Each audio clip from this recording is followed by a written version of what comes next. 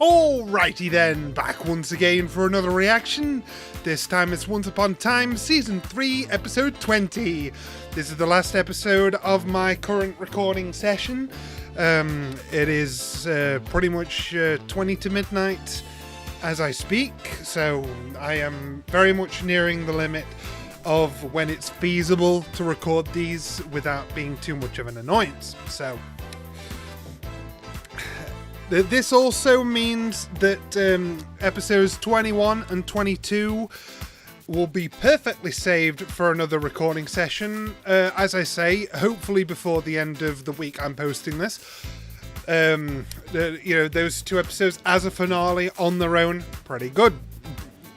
And I'm sure that however this episode leaves me, it will only make the wait even more agonizing, and so the finale will be even more worth the wait, I'm sure. But as it stands, this is the penultimate episode in terms of pre-finale.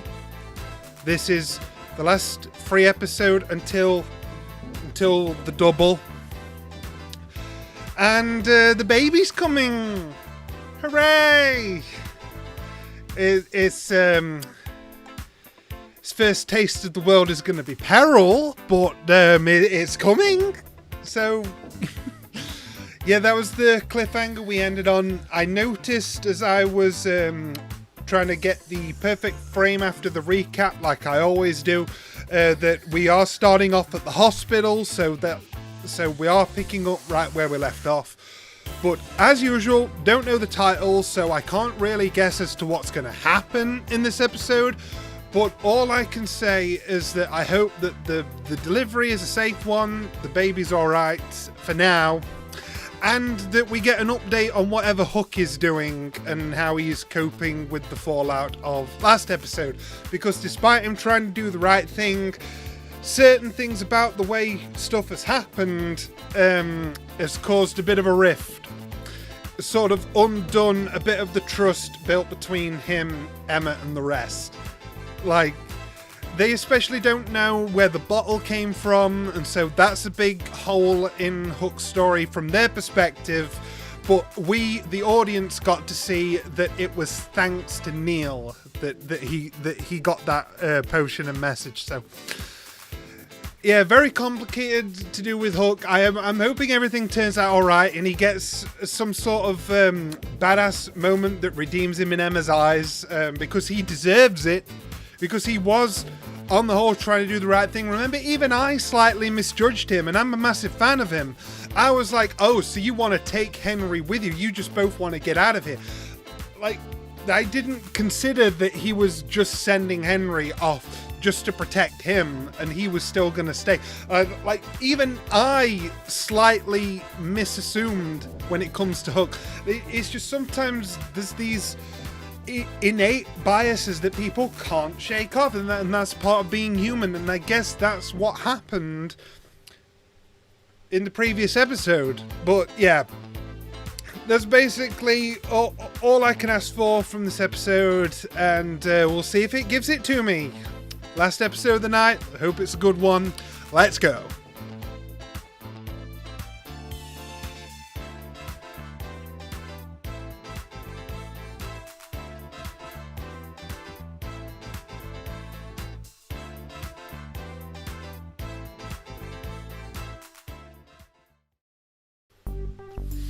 Okay, there's quite a lot to unpack here, isn't there?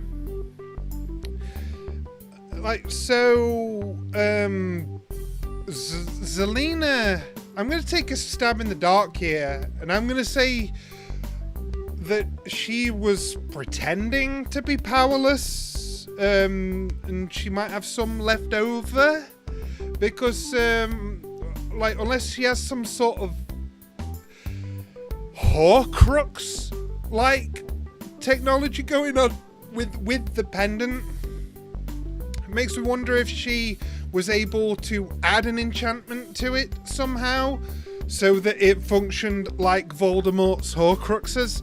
So even if she were to die, she then respawns through the pendant, but it seems she only came back in magic cloud form to start with, and she has somehow reactivated the time travel portal without any of the other ingredients still being there, including the child. I don't know how she was able to refragment the portal or whatever happened. This ending has confused me a little bit, but the thing that stuck out to me as something I didn't like, from multiple angles actually, this is gonna shock me. As good as this episode was to watch, from a feel-good standpoint leading into the drama standpoint, this is the first time in a while I have a complaint to strike up, actually. And like I said, this has nothing to do with the viewing experience of watching an episode. This has to do with, from an analytical standpoint, when it comes to the characters and their actions. I have a nitpick. I do. I have a little thorn in my side here.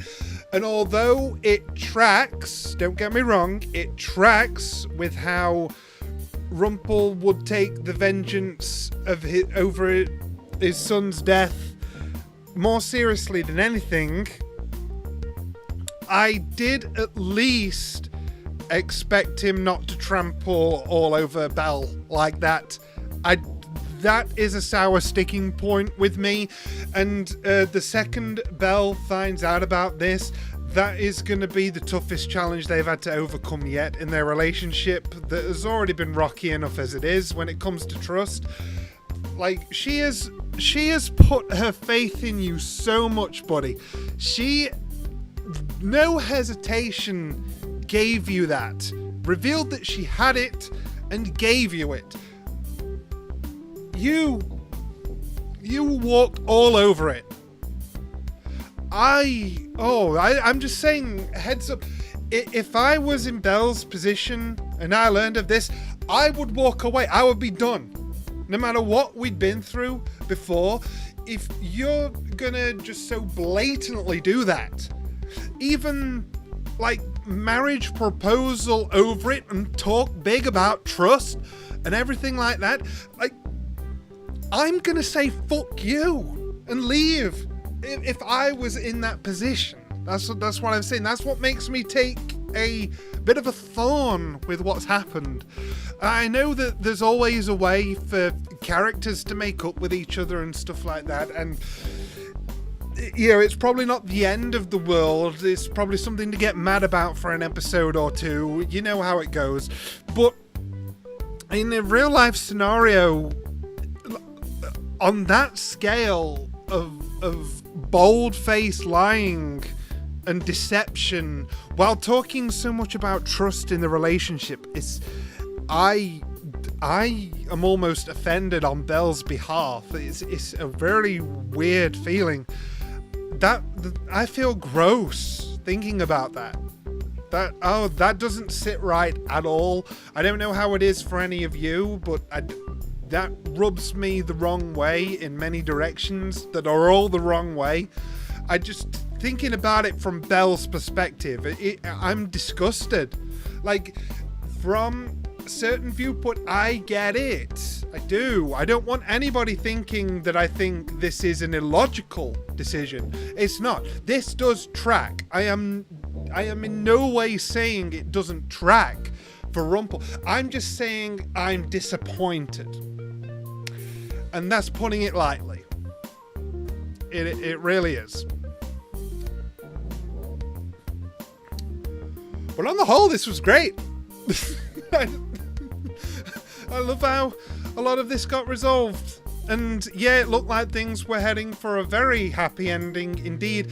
And Regina even gave such a convincing, like, heart-to-heart saying, look, you can become like me.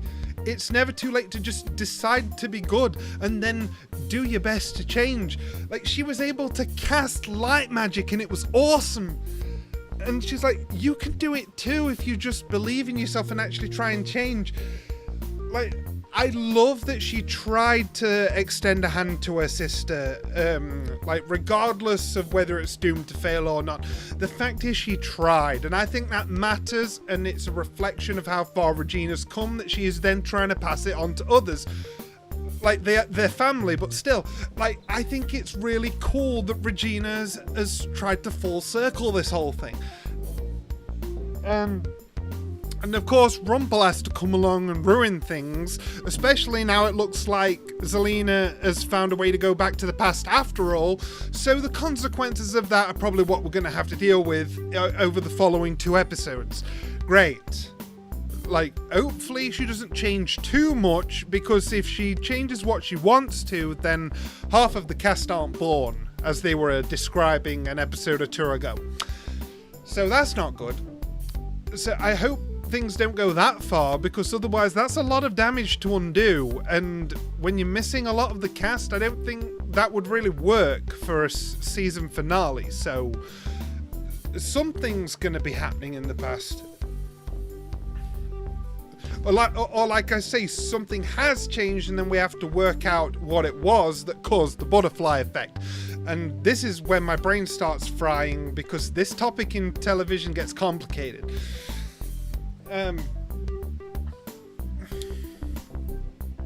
Yeah. Mind blown. Yeah, mind blown. In some good ways, in some bad ways, but as always with Once Upon a Time, it was pure entertainment. That's what I like. I do like that the monkeys turned back, but I do feel sorry for those that we had to kill along the way. Like, goodness knows who they originally were. There'll be some that we can't get back because they had to be killed in self-defense. Like, both here and back in the Enchanted Forest.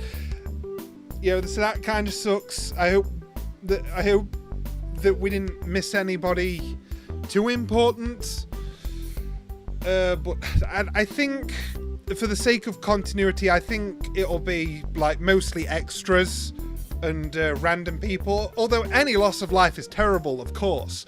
It's just for the sake of being able to use characters. I guess for convenience sake, most of the people that died would be unnamed. Like, but I'm still happy that a lot of people did get to come back. So that hopefully means I forgot their names because it's been a while. Sorry. Aurora and Philip, I think. I'm really glad that this probably means that they change back. I don't know how this works. I don't know how many of the monkeys from Enchanted Forest came to Storybrooke and how many stayed behind, or if Zelena losing her powers at all means that her monkeys across all dimensions change back. Hopefully that's the case, because I really hope Philip and Aurora turn back to normal. But yeah, and I really enjoyed the way that we've led into this finale, but the only sticking point really was Rumpel's behaviour, which, as I said, conflicts me because I can see where it's come from, but at the same time I'm disappointed in him. But I am not disappointed in Once Upon a Time. That is as entertaining as ever, and I'm sure the finale won't be disappointing. Don't you ever think that it would be. Unless, for some reason, you don't like it. But given my track record with this show, I'm sure I will love it. So, until then, I shall see you guys next time.